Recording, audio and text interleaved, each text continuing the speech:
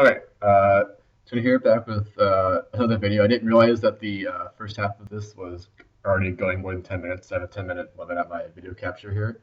So I'll just continue where I left off. Sorry about any troubles coming from the first video to the second video. So we were on Blood Baron. So as I said before, I think this guy will go down, but he'll definitely see play in some decks, but I don't think he'll see extensive play. Um, I don't think he'll see too much main deck play either. I think he'll be a pretty good sideboard card against aggressive decks. So the lifelink is just amazing against aggressive decks. But as I was saying before, when it comes down to it, he's a 4/4 with protection for 5, which is good, but it's not like amazing. So I think there are better things to do in standard for 5 mana, and this guy will definitely see play, but I think he'll probably end up around like between $5 and $10. So yeah, that's what I think about that guy. And then next we have Obsidat's Aid. I think this card is pretty awesome. So it's a reanimation effect, but you can reanimate any permanent that you have in your graveyard. So this is a very powerful effect that we've never really seen before. So one way to compare cards is to, or one to evaluate cards is to compare them to similar cards that have been printed before.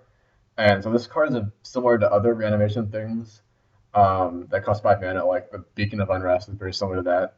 That was a pretty good card. But this, you can only get it from your graveyard, but it's any permanent. So I've never seen that before. And I think that effect will be feasible in the future standard environment. I don't think there's really anything to do with it now, but hopefully when the Theros block comes out, there'll be things to do with this that people can't do with right now. And also once Umbrella Rights rotates from Innistrad, this will be the premier reanimation spell. So like Junk Reanimator will have to use this. I think it'll still be a deck too with this card. It doesn't have flashback like Umbrella Rights does, but this is still a very solid reanimation spell. It's very flexible, and I think it's just all upside since there's so many things you can do with this that we just don't know yet. And once like a rogue deck builder figures out a way to abuse this card, I think it'll be worth a little bit more than $4, maybe like 7 or 8. But yeah, I think this card is very awesome. It's a great casual card. Like every EDH deck that plays black and white is going to want this card. This is a fun card. I think it's very powerful, and yeah, I think it'll go up in price. And then the last card we have here is Teysa, Envoy of Ghost. So this is the Orzhov Maze Runner. He's currently sitting at $2. I think it'll probably stay similar to that. I don't think it'll see any play in standard. It's 7 mana, which is a ton of mana in standard. This has a very amazing pair of abilities. It does lots of things.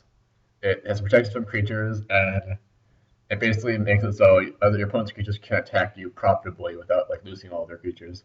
So, but I just don't think when this comes into play, it doesn't do enough. It needs to have an enter the battlefield ability at 7 mana that directly impacts the game as soon as you play it. Because basically they could just kill this card with like Mizzium Mortars, and then like nothing happens. And then you basically just paid 7 mana and did nothing. But also I think this is a great casual card. It seems very fun to like build around EDH. So yeah, I think it'll stay around $2.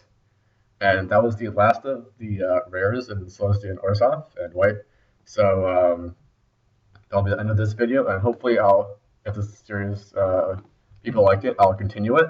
And so thanks for watching, and have a great day.